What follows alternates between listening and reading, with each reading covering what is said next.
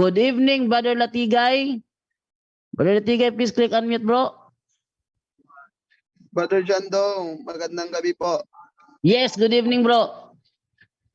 Ay, ngayon po, ay dinay-load na ibigay ako ng question na video. Ay, Brother John Dong, magandang gabi po. Yes, go ahead, bro. Ano Brad ba? Kasi nung dito sa amin sa South Cotabato, di ba about sa paganism po yung mga albularyo nga po, Brother Jando, about yung mga sa mga lana-lana, about yung sa mga padugo-padugo, good Brad. Kasi nakita ko kasi one time na nag-explain si Brother Wendell nung gabi po. Tapos na record ko talaga. Ngayon, ito ay shinare ko talaga sa aming GKK na Gagmay Kristohanong Katilingban sa aming simbahan regarding on this matter po. Kasi nakita ko pala doon, kahit ako mismo na involved sa church namin is ginagawa ko ito.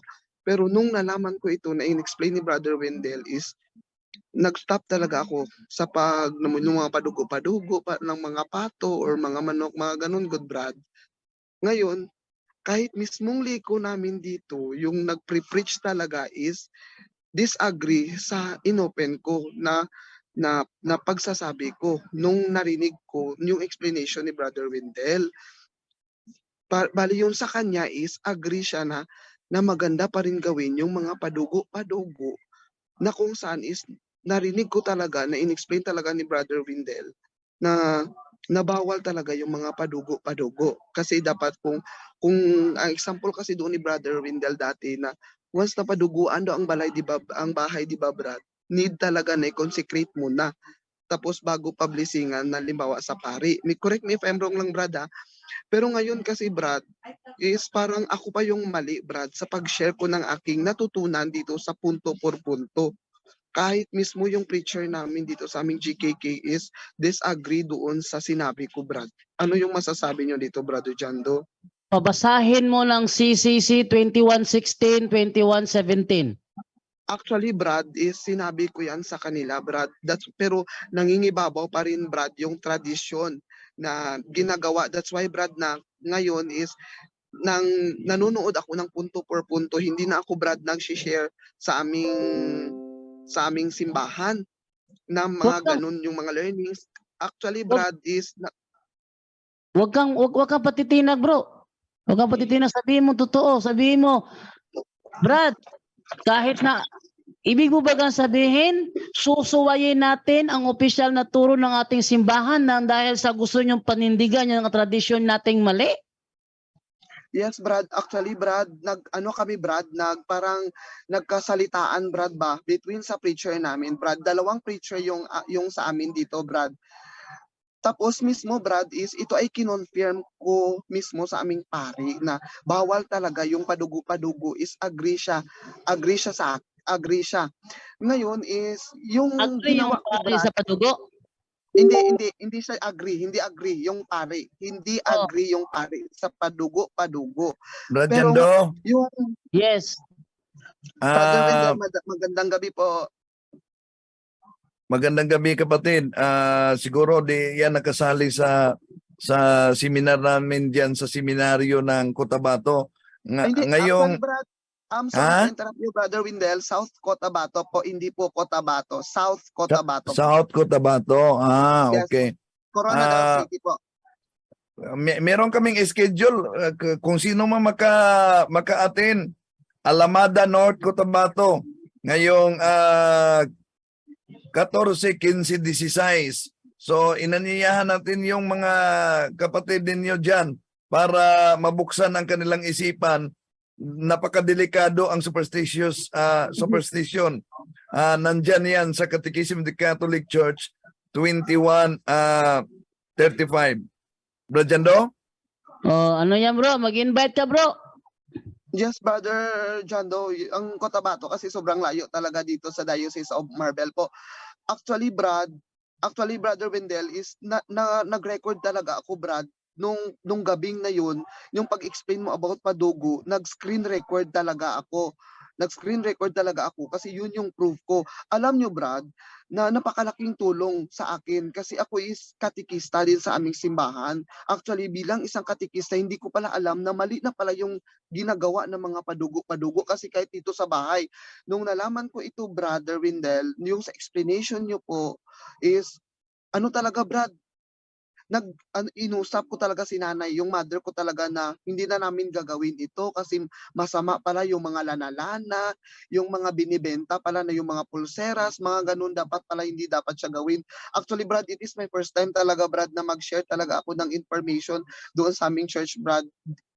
Ang aming preacher, Brad, is disagree with my decision kahit naparinig ko na mismo yung pag-i-explain mismo ni Brother Windel Talibong po.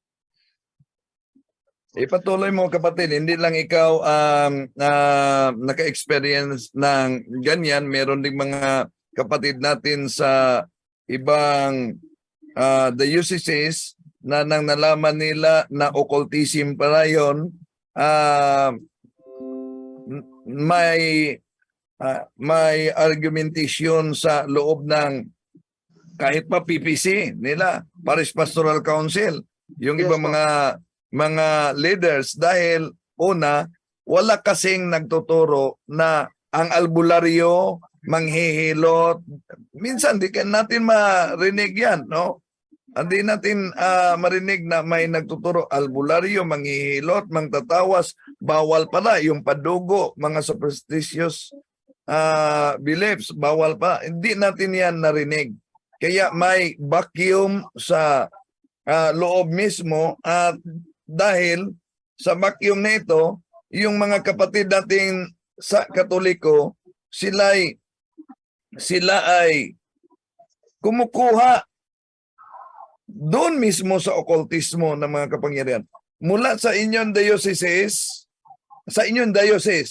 at sa Northern Cotabato,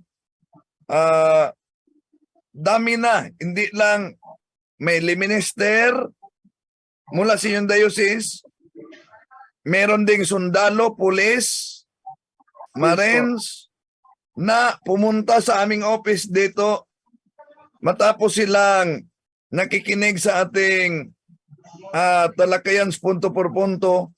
Mga pulis, sundalo, isinorender nila ang kanilang mga anting-anting. Kaya nga mag-usap ako sa pare din, lalo na sa Cotabato, sana mayroon na appointed exorcist para yung mga malayo na tulad sa inyo, doon sa appointed exorcist mag-surrender dahil napakalayo ang usamis. Actually, Brother Windel, yung gusto ko sana as naman, Brad, binibigyan ko talaga ng panahon talaga, Brad, na makapag-serve talaga sa simbahan kasi guro rin ako. Yung gusto ko sana, Brother Windel, na magkakaroon rin na dito, sir, no, Brad, no, sa Diocese of Marbel po talaga ng about po dito kasi marami talagang mga Katoliko. Kasi ang dinidiin niya kasi, Brother Windel, kasi ako 27 years old ako, siya is ilang dekada na talaga sa pag-preach, no, sa ating simbahan, especially dito sa aming GKK. Ibig sabihin, yung point niya is with respect na lang sa kanya. Kasi dalawa silang liko dalawa silang preacher mismo disagree with my explanation. Bali may supporting proof ako. Halimbawa, baka magkamali ako sa interpretation, pero may basis ako kasi ni-record ko talaga yung pagsasabi mo, Brother Windel. Yung lang is very sad lang kasi mismo yung preacher is disagree, no, doon mismo sa pre-provide ko talaga na screen record, Brother Windel. Tapos bali yung hindi ko na alam kasi kahit may CCC ako na ipinakita, pa talaga, parang pino-point out pa rin talaga yung ibig sabihin, parang nananatili pa rin talaga, Brother Windel, yung mga ganun na mga senaryo na yung padugo is pa lang talaga. Parang masasabi ko for my personal talaga, Brother Windel, na effective pa talaga, no, kahit sa pangkasalukuyang panahon na ganito na 2023, kahit mismo kasi liko namin talaga is disagree talaga siya na pwede pa talaga gawin yung mga about sa mga padugo-padugo. Kahit kinonsulta ko na ito sa aming pari, ang sabi ng aming pari, bawal na bawal po talaga yung padugo-padugo. Hindi ko lang alam kung ano yung nagiging intention nito, Brother Windel, pero mas maganda ito, Brother Windel, na mag-ano ka sana, Brother Windel, ba mag-set ka sana ng video regarding sa padugo-padugo, Brad. Kahit ako, Brad, kahit hindi ko ma-share sa kanila, Brad, at least makita nila yung video talaga na about sa padugo-padugo. Mas maganda nga yung ginawa mo, Brad, kasi parang first topic ata yun, Brad, na first question. Parang nakot ang atensyon ko eh. Kahit sa pamilya ko, Brad, may mga pamilya ako, Brad, nakikita ko talaga, Brad, actually, hindi ko pala alam na sobrang mali na pala talaga yung ginagawa na mga padugo-padugo, Brad. Pero nang nasaktan lang kasi ako kasi Sunday bukas, magkikita na naman kami sa simbahan. Parang ano naman, magkikipagplastikan, parang ganun, God. Ang napag-decidean ko na lang, Brother Windel, na hindi na ako mag-share bali shinare ko lang yun kasi yun yung kasagaran na ginagawa dito sa community, yung padugo-padugo. Kasi nag-ano pa rin yan eh, parang nagiging basihan pa talaga yan, Brad. Bago publisingan sa pari, ginagawa muna yung mga padugo-padugo. Kapatid, huwag mong tigilan ang pagturo sa tama kahit ba maraming di maniniwala. Basta nagturo ka kung ano ang opisyal na aral ng simbahang Katoliko. Opisyal tong aral ng simbahang Katoliko versus occultism. Ay, salamat, Brother Windel. Pero yung sa akin, Brother Windel, salamat sa pag-encourage. Pero temporarily po talaga, Brother Windel, na hindi na lang muna ako mag-force talaga na i-insist talaga sa kanila. Yung sa akin na lang is tututunan ko ng malalim talaga yung faith ko as Catholic. Kasi sa mga ganong senaryo, Brother Windel, parang yung sa akin is yung pag-respect na lang sa kanya. Kasi sa ilang taon na talaga siya na nagtuturo sa simbahan, pero never pa talaga sa entire life ko talaga, Brother Windel, na meron pa pala no na mismo sa simbahan talaga siya nagwo-work, disagree pa talaga siya. Mahirap kasi, Brother Windel, pag yung nagtuturo is hindi exposed sa social media. Kasi hindi nila alam eh. Kasi senior citizen na siya, parang nung unang kapagod, Brother Windel, parang hindi sila mahilig sa social media. Parang yung ganun is yung nagiging basis nila is yung napamana natin yung sa mga kanununuan, mga ganun, good Brad. Kasi nasaktan talaga ako, Brad, kasi ano talaga, may proof talaga ako kasi ni-record ko talaga yung audio mo, Brad, na kung saan nakot talaga yung attention ko as Catholic faithful, na kung saan nagsiserve ako sa simbahan pero mali talaga yung ginagawa ko about padugo. Tapos Pabalik-balik na si Father Darwin diyan sa diocese ninyo, no? Mas mabuti siguro kung merong sunod schedule si Father Darwin sa diocese ninyo. ang problema kasi dito, I-invite Brother, ninyo yung mga kasamahan ninyo na mag-attend para maliwanagan sila. ang problema kasi, Brother Windel, Cebuano kasi si Father Darwin, kasi dito kasi Hindi, sa Diocese of Marvel, you're Ilonggo. Ilonggo. Pero makaunawa sila ng Tagalog. Makakaunawa sila ng Tagalog, Diyan Brother naman si Windel. Romel Palma, pwede silang gawin na nga translator. Yes, pwede. Oh, andiyan si Romel Palma, bro. Iloilo yan. Romel Palma, si Aljan Bagatnan. Iloilo yan. Si Brother Dance Oberio, Mr. Curious Catholic. Ilonggo yan. Oh, Dr. dito Ditching, kami, Ilonggo din. Yay! Oo, mas maganda, Brad. Mas maganda talaga, Brad. Kasi, inahalata ko kasi, Brad, na Saan marami sa pala Iloilo inyo, talaga. bro? Bro, saan sa Iloilo inyo? Ano, Brad? Saan sa Iloilo inyo? Actually, Brad, hindi talaga kami sa Iloilo, but Diocese of Marbel, Coronadal City po. Coronadal City, South Cotabato. Pag Jansan ka, babiyahe ka pa po ng Coronadal City po. So Parang hindi Ilonggo kasi yung siya Ilonggo yung mga ang dialect diyan, Ilonggo? Yes po, pure. Bali ang halo dito is majority, halo-halo. Bali pure yung Ilonggo. Sunod is Muslim brothers natin. Tapos yung ikatatlo is yung mga IPs. Kung familiar po kayo sa Tinalak Festival, dito po yun sa amin. Bro Janlo, rarinan po natin yung Ilonggo, bro. Tao po yung taga Iloilo. Hiligay nun po yung dialect. Okay. So, iba pala, iba pala. Iligay nun bro, iligay nun. Pero, pupunta si Brother Wendell dyan. Invite mo lahat ng mga kakilala mo. Malayo kasi yung Cotabato na sinasabi ni Brother Windel. Oh, Brother malayo Jando. sa Coronadal, Layo bro, talaga. Jando. Malayo pa sa Coronadal yun. Okay. So, Pero sige lang.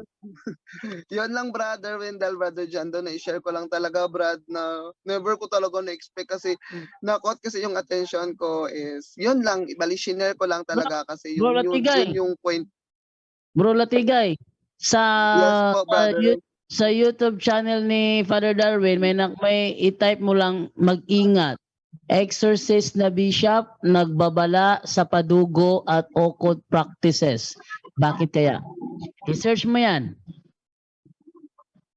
Yes po. Bali, ang ginagawa ko ngayon, Brother Windel, Brother Jando, is nag-create ako ng Facebook group na kung saan pag may nagpapaload dito sa amin, hinihiram ko yung phone nila. Tapos, balik, click, gino-join ko sila mismo doon sa group para doon ako mismo mag-send ng about our faith, Catholic. Parang ganon good, mag-live ang punto per punto, ang Mr. Catholic, Packbusters PH, tapos pananampalataya at katwiran. Bali, dyan ko pino-forward sa aming Facebook group na kung saan is kahit doon ako makatulong no sa ating pananampalatayang Katoliko po. Maraming salamat. Pwede rin bro, gawa ka ng bro. Gawa ka ng Facebook page. Tapos pag may nagpa-load sa iyo, i-search mo yung yung page mo tapos i-click mo yung follow. Yan ginagawa ko, Brad. Brad, Trick yan yan, ang ginagawa ko actually, trick. Brad. Kahit sa ganyang pamamaraan, Brad, at least nakikita nila na dumadaan sa kanilang newsfeed. Ayan. Ay, nako. Brother Bro, Windel. may kakilala kayo na na nasa radyo nagtatrabaho? Oo, sa Davao. May Iloilo siguro. Ay, hindi. Iloilo. Diyan sa lugar nyo. Diyan sa lugar nyo. Na ano po? Na nagtatrabaho sa radyo. Wala. Pero lang, ikilala lang talaga si Mambing Tabi Arakel po. Vice Mayor namin. Vice Mayor, meron kayong diyan na pwede kayo makapag-program sa radyo? Ay, hindi ko alam. Pero actually, Brad, sa Bombo Radio is merong lang galing lang siya, Hail Mary ng Rosary Prayer every evening. I-try mo na i-record yung mga topic na gaya ng ganyan about occultism na naka-topic kay Brother Windel o kaya naka-topic sa punto por punto. I-download mo, gawin mong MP3, ipa-play mo sa radio. Gawin mo. I-download mo, gawing MP3, ipa-play sa radio. Pag yan narinig na sa radyo, maririnig ng karamihan yan. Sa ganyang paraan, na i-spread mo yung mensahe ng punto por punto ni Brother Windel, tanggapin man nila o hindi, at least narinig ng karamihan. Okay ba yun? Mas maganda, no? Yan. Sige, yan ang sige, gawin sige, mo. sige. Kasi Yan yun ang yung magandang ko. paraan mo. Kasi yung sige Brad, sige lang kay kukunin ko yung video, yung last na video niyo about sa padugo kasi marami talaga, Brother Jando, ang hindi talaga naniniwala, Brother Jando, nag-exist pa rin talaga, Brother Jando, yung padugo kahit hindi natin nag-exist pa rin talaga. Ay, aawayin ka talaga nila, Brad. I-insist talaga nila, Brad. Malaki yung Hindi ako naitulong talaga ng magpapapinag padugo, dyan. Brad. Okay, so okay na ba yun, bro? Yeah. Brother Brother Tigay? Jando, Brother Windel, maraming salamat po. Okay, thank you, Brother Latigay, sa iyong yun ang may advice ko sa mga nandyan sa inyo na gusto nyo ma-share ang programa ng Puto dahil marami na. Halimbawa sa lugar ninyo, ang dami ng mga sulpot na nangangaral. Best thing to do, makipag-communicate ka sa mga nasa radio station. Tapos, kung meron kayong mga kilalang mapipera, mag-request kayo. Pwede ba tayo mag-sponsor? Tulong-tulong lang tayo para hindi masyado mabigat. isang oras lang na programa sa once a week isang oras na programa sa radyo. Tapos pagdating ng araw na yan, i-play niyo yung gusto niyo i-play na iparinig niyo sa mga tao. Marami makakarinig niyan at sa paraang yan makakatulong kayo na ma-spread ang katotohanan sa lugar ninyo. Ano na, lugar niyo walang internet, through radio station. Makakatulong kayo. Anyone can claim the statement of the Bible because we can do a private interpretation. Kining ako mga kaigsunan nga gipabarog nga usa ka haligi nganong matuod ang simbahan tungod kay gitukod ni Kristo. Dili tungod sa pagkamabasa, dili tungod sa karakter, dili tungod sa ngan usara ang haligi nga kung gipabarog nganong nahimong tinuod ang simbahang Katoliko way laing rason tinukod sa atong Ginoong Hesus Kristo. Yo! Talakayan to, hindi bara-bara. Katotohanan lang, walang palusot. Para sa mesa ng usapan, di kami nag-aaway. Puro talakayan, hindi banggayan ng patay malisay. Aral hinahimay, parang beats na nire-replay. Truth ang target namin, hindi hypo display. Bawat teksto sinisilip. Context yan, di pwedeng ipinipilit. Doctrine na solid, hindi fake, hindi boses ng Diyos, di namin gustong i-credit. Doktrina flow, hasal ng pag-iisip. Salita ng Diyos, yan ang aming inisip. Uhaw sa turo, kaya kami nagdidip. Sa talakayan, truth ang pinanghahawakan. Keep it! Doktrina flow, hindi ito laro. Pag-unaway tumatagos hanggang buto. Sa bawat linya, puso ang sumisigaw. Katotohanan lang, walang bawal, walang bawas raw. May tanong, sige lapag mo, let's go. Di kami takot sa debate na may respeto. Espiritu ang guide, parang beat na smooth ang tempo. Pag may liwanag, lahat ng shadow nagme-medo. Hindi kami nagmamarunong nag-aaral lang. Pag may gap sa mind, Diyos ang pumuno niyan. Ang Iglesia ng Diyos mula Espanya papuntang Pilipinas. Dapat malinaw yan. Hindi kompetisyon, hindi kami nagrarime para lang manalo. Puso ang puhunan, hindi bara-para ang palo. Truth ang goal, yan ang tunay na trono. Doktrina flow, hasal ng pag-iisip. Salita ng Diyos, yan ang aming inisip. Uhaw sa turo, kaya kami nagdidip. Sa talakayan, truth ang pinanghahahakan. Keep it, doktrina flow, hanggang dulo go. Liwanag ang bit-bit, hindi ego. Sa doktrinal na usapang totoo. The pillar and foundation of the Kami ang truth bida. is the church, and the Catholic Church is the church founded by Jesus Christ. Then, asay inyong pilion.